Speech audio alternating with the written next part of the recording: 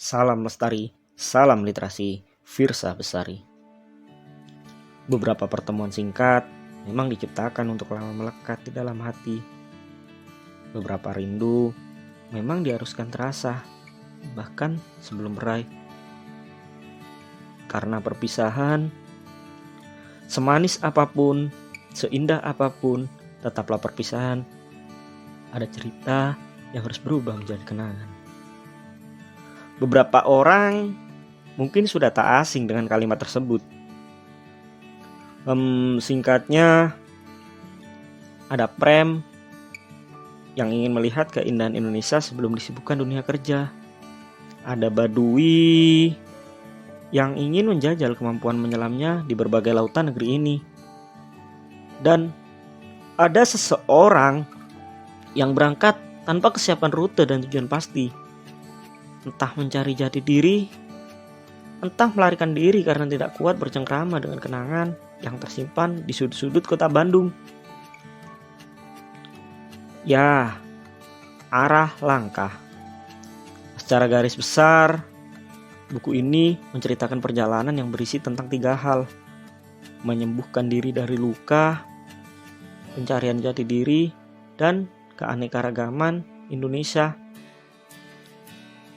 Bercerita tentang perjalanan Bung Firsa, diantaranya menyusuri Indonesia, yang ia mulai dari pulau paling barat Indonesia, sebut saja Sumatera, yang sebelumnya telah memutuskan keluar dari pegawai kantoran, mengejar passion di dunia musik, jatuh hati pada seseorang bernama Mia, mengumpulkan rupiah demi menikahi sang pujaan hati, kemudian harus rela dikhianati oleh sahabatnya sendiri. Membaca buku Arah Langkah, serasa berkeliling pulau Sumatera hingga ke pulau Sulawesi, merasakan apa yang Bung Firsa bersama 2 orang temannya, sebut saja Prem dan Badui.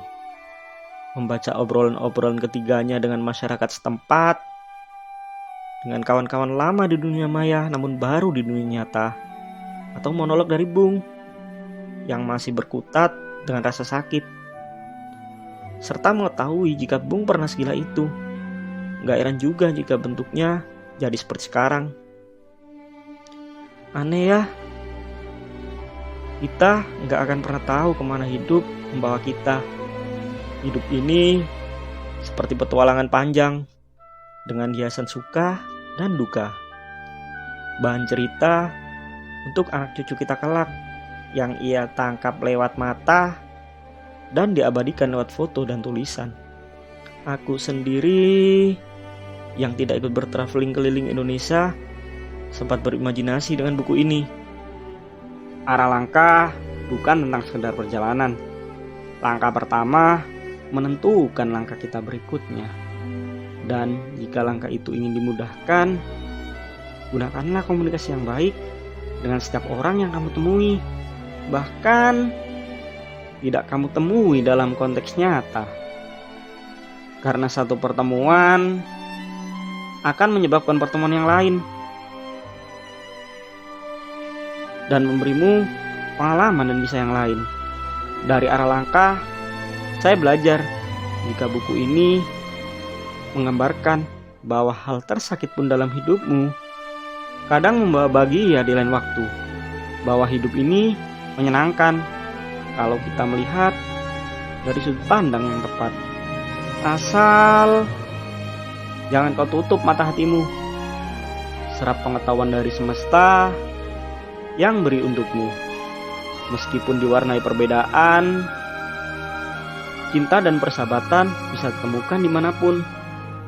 At least Indonesia adalah sepercik surga yang Tuhan turunkan di muka bumi.